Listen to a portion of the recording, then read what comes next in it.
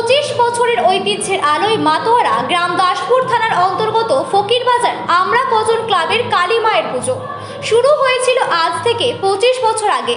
সেই থেকে আজও একই ঐতিহ্য ও ভক্তির আবহে পালিত হয়ে আসছে এই পুজো।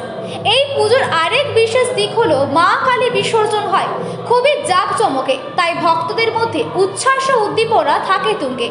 ভক্তি, ঐতিহ্য ও উৎসবের মেলবন্ধনে আবারও প্রস্তুত হয়েছিল দাসপুর থানার অন্তর্গত ফকিরবাজার গ্রামে। দাসপুর থেকে কৌশিক কাপড়ি রিপোর্ট, সত্যের সন্ধানে সংবাদ প্রতিদিন লোকাল নিউজ।